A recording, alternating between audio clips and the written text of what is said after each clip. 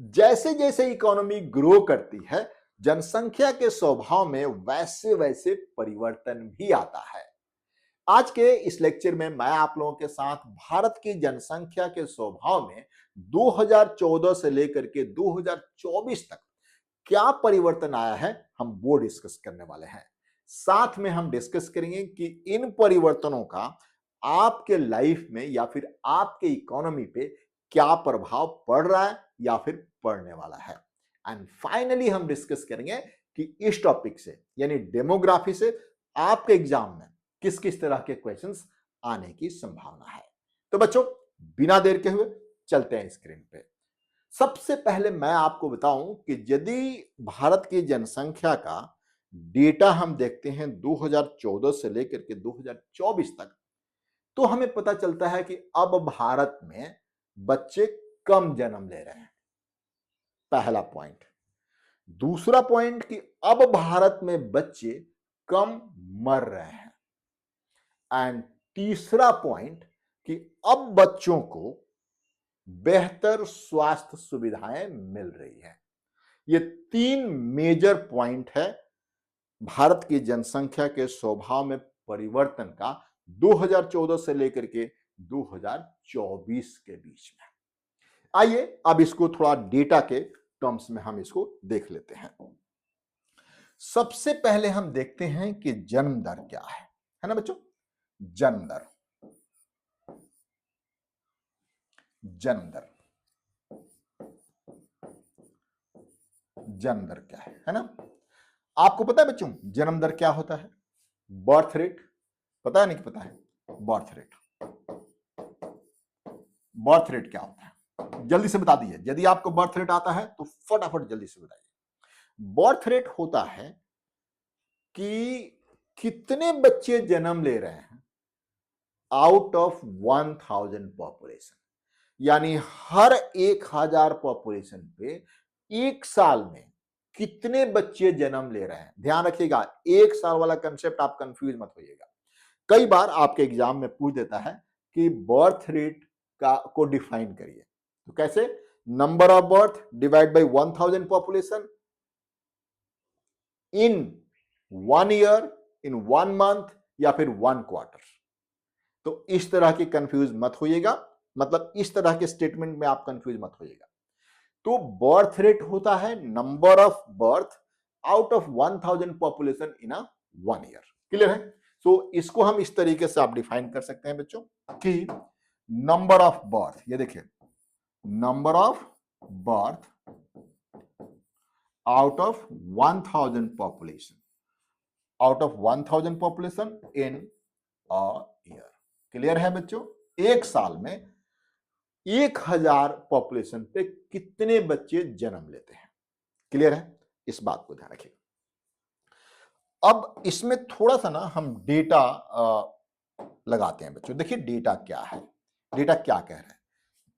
2014 में जो birth rate था कितना था पता है आप लोगों को?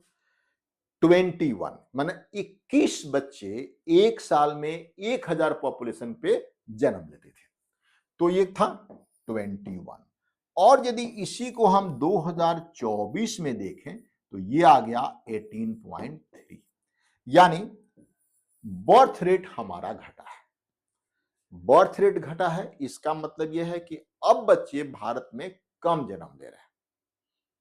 अब कम जन्म लेने का क्या इंपैक्ट होगा? बहुत ही सिंपल सा कंसेप्ट। जब बच्चे कम जन्म लेंगे, एग्जाम्पल लीजिए, मान लेते हैं मेरे 6 बच्चे थे, मैं 2014 के पहले मेरे 6 बच्चे थे और कमाने वाला मैं अकेला। तो मेरे पे कितने लोग डिपेंडेंट हैं? एक तो मेरे मां बाप, ठीक है, 6 बच्चे और मेरी वाइफ।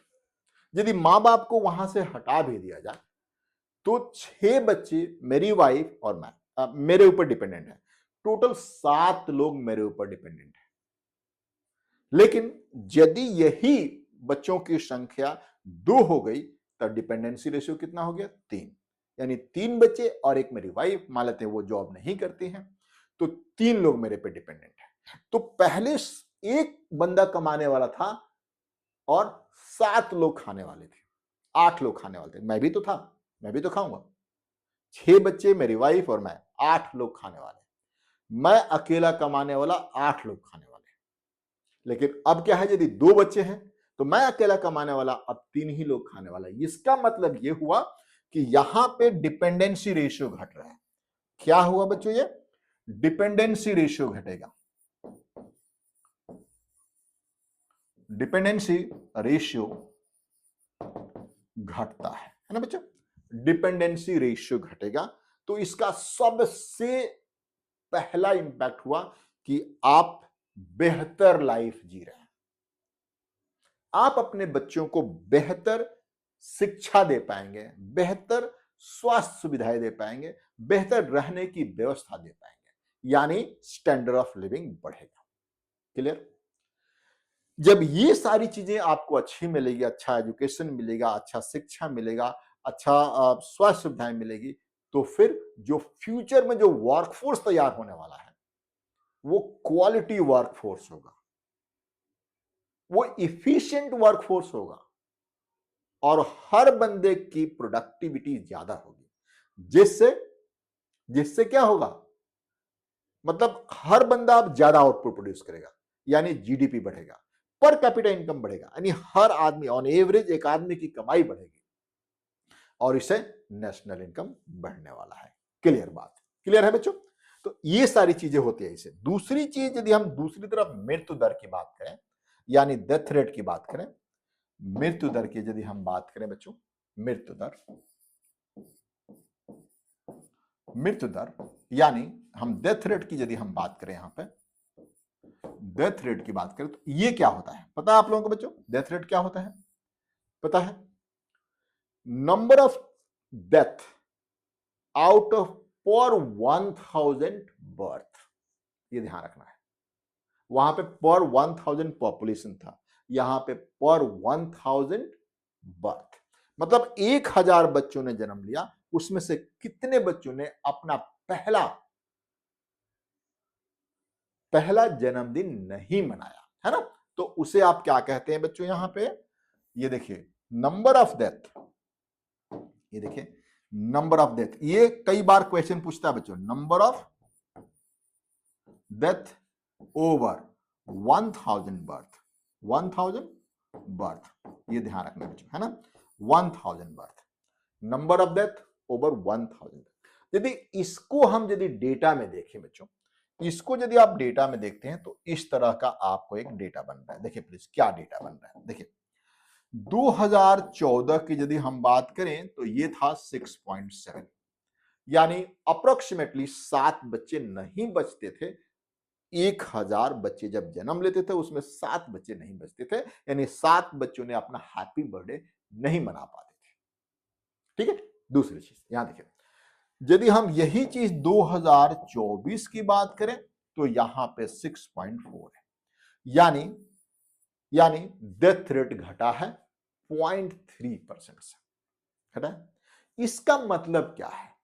इसका सीधा सा मतलब है कि अब सोसाइटी में बच्चों को, मां को देखभाल अच्छी हो रही है।